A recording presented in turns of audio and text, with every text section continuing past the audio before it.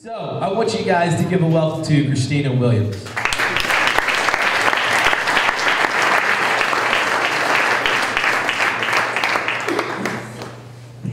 Thank you.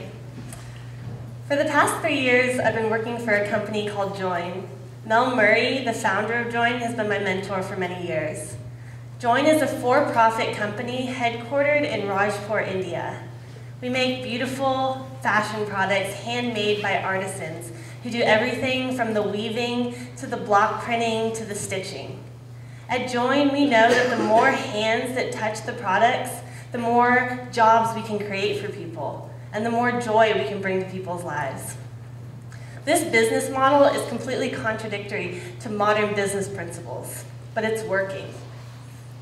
In April 2013, my husband and I had the opportunity to go to northern India to see the JOYN business and community firsthand.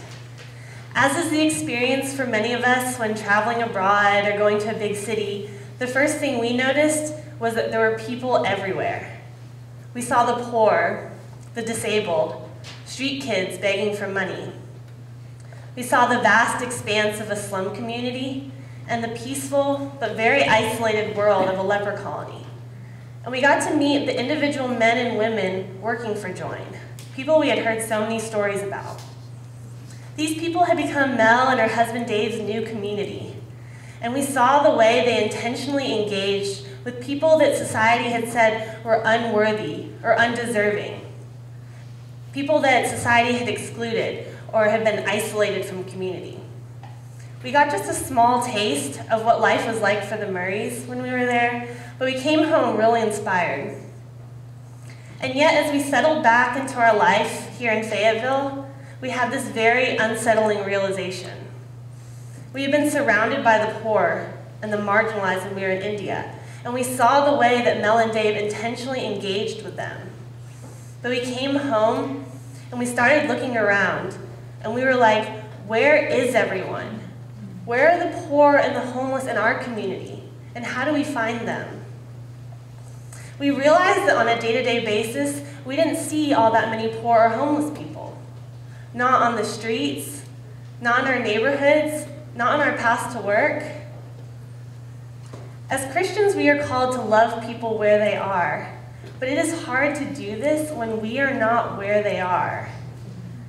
It is difficult to impact our local context in the kind of way that Mel and Dave are doing over in India, because we have spatially separated ourselves from the darkest places in our community.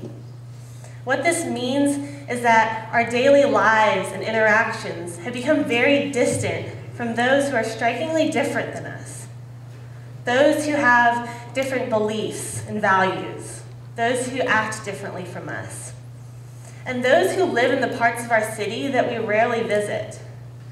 Spatial separation means that we often don't live near them.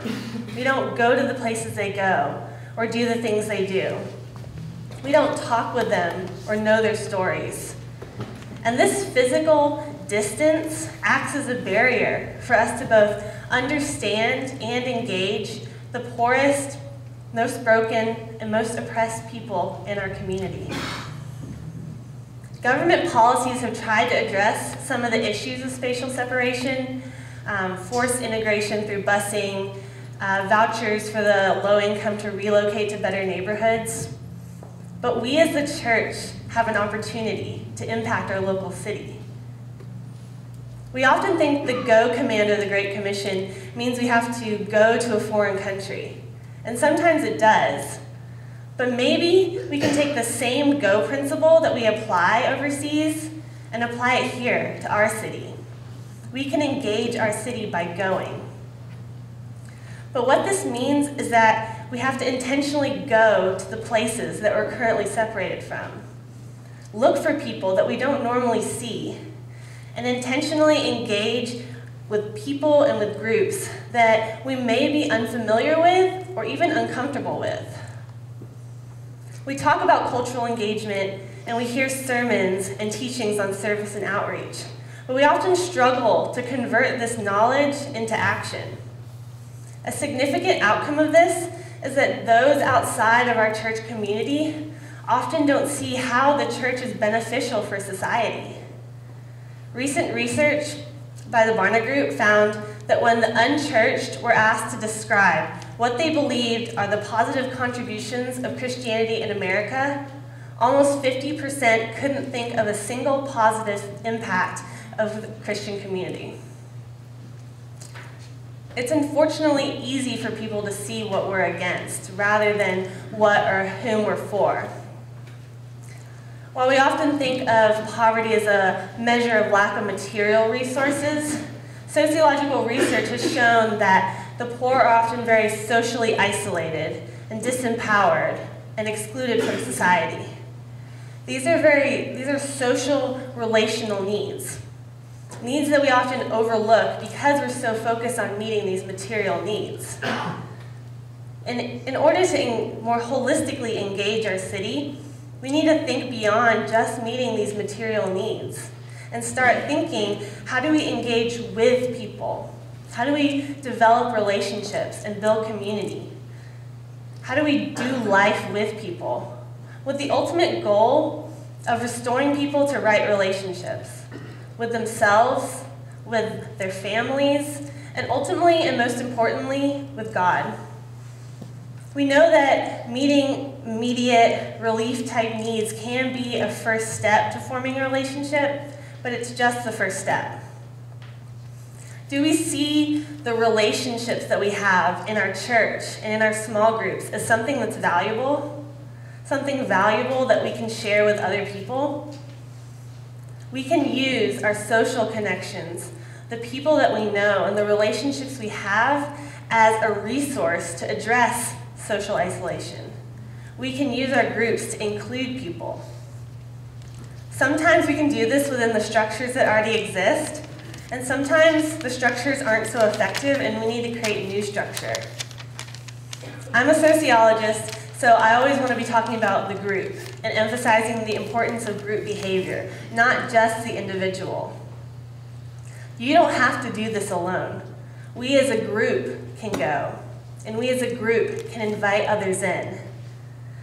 So this opens up new types of questions for us. For example, instead of our small groups just going to serve a meal at a soup kitchen, what would it look like if we specifically went to have lunch with the poor, to go through the line with them? And then what if we continue to go and get to know the poor and the homeless in our community, if we could then turn around and invite them into our home for a meal, or into our home to do laundry? Maybe it seems radical or unattainable. These are things that require us to act in a very countercultural way here within our own culture. But it can be done. My husband and I in our community group have tried some of these things, and I know others have too. And it's not always perfect, but you have to start somewhere. To go to the areas that we're currently separated from requires a great deal of humility and intentionality. Humility because we don't have it all figured out. We don't go because we think we need to change people or fix them or save them or even to give them a nice, normative, middle-class lifestyle. No, Jesus changes, Jesus saves, and Jesus mends the brokenness. He calls us to go. And it takes intentionality because relationships take time. Building trust and friendship takes time, sometimes years. But being intentional means we continue to go even when it's difficult and even when nothing seems to be changing. To begin to engage our city, we need to ask, where are the people and places in our city that are most isolated from the gospel, most separated from the body of Christ?